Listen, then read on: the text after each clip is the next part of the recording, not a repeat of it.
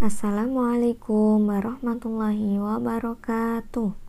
Selamat pagi anak solih-solihah. Bagaimana kabarnya pada pagi hari ini? Alhamdulillah, luar biasa, bersemangat, dahsyat, Allahu Akbar. Hari ini kita akan belajar fikih bab 2. Sebelum pembelajaran dimulai, mari kita membaca ta'awudz bersama-sama. A'udzu billahi minasyaitonir rajim. Baik, di bab kedua ini kita masih membahas tentang azan dan iqamah. Ada yang masih ingat pengertian azan dan iqamah? Ya, betul. Secara bahasa, azan yaitu pemberitahuan atau seruan. Sedangkan secara istilah yaitu seruan untuk mendirikan sholat.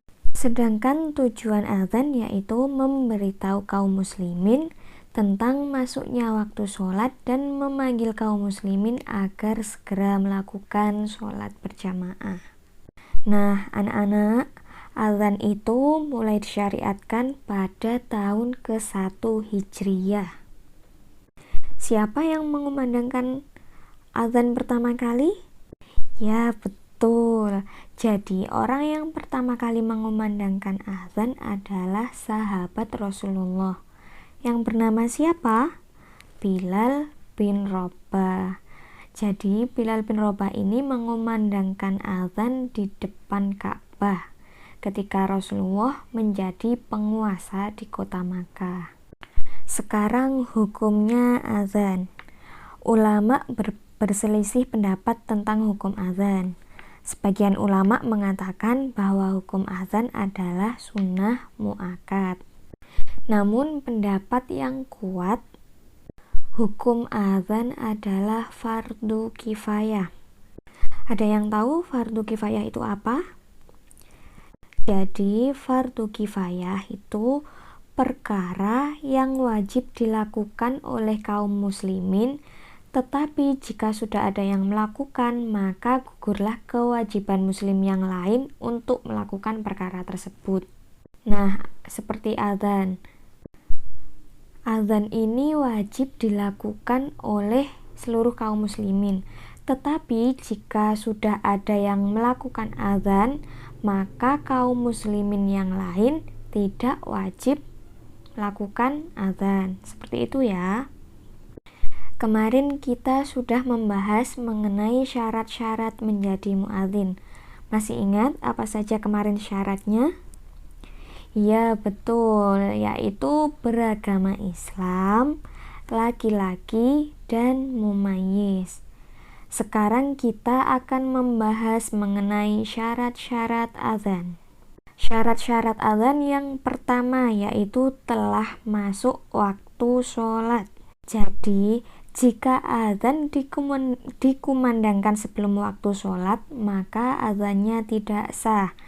Contoh, misalnya azan duhur jam 12, namun dikumandangkan jam 11, maka azannya tidak sah. Kemudian ada pengecualian pada azan subuh. Subuh boleh dilakukan 2 kali, yaitu sebelum waktu subuh tiba. Dengan maksud apa? Membangunkan kaum muslimin untuk mempersiapkan sholat subuh.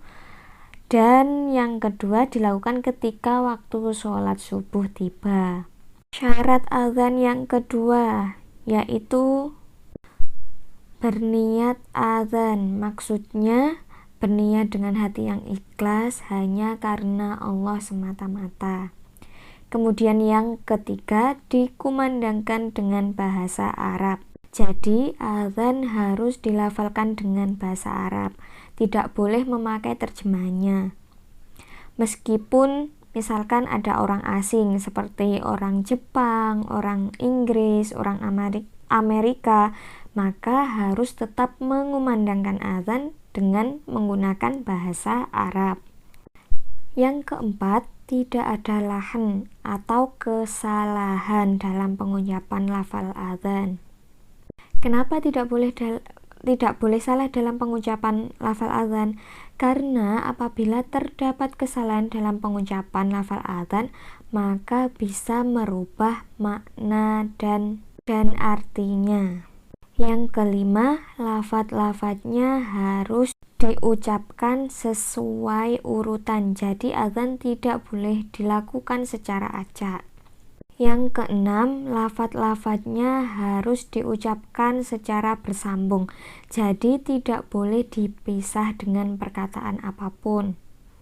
Dan yang terakhir, adzan diperdengarkan kepada orang yang tidak berada di tempat muadzin.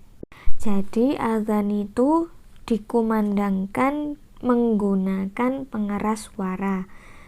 Kenapa kok menggunakan pengeras suara? Karena agar dapat didengar oleh seluruh kaum muslimin. Sekarang sifat muadzin. Yang pertama, muslim. Yang kedua, ikhlas hanya mengharapkan ridho Allah. Jadi seorang muadzin itu harus ikhlas hanya mengharap ridhonya Allah, tidak karena ingin dipuji atau yang lainnya. Yang ketiga, adil dan amanah. Yang keempat, memiliki suara yang bagus.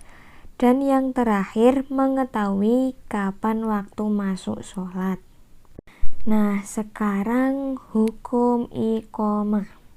Hukum iqomah adalah sunnah. Apa itu sunnah? Sunnah adalah perkara yang apabila dikerjakan mendapat pahala dan apabila ditinggalkan tidak mendapat apa-apa. Apabila iqomah sudah dikumandangkan, maka imam dan makmum segera menyiapkan diri untuk mengambil barisan dan meluruskan shaf sholat. Nah, itu tadi pembelajaran fikih pada hari ini. Semoga bermanfaat untuk kita semua ya. Cukup sekian, Ustazah akhiri. Wassalamualaikum warahmatullahi wabarakatuh.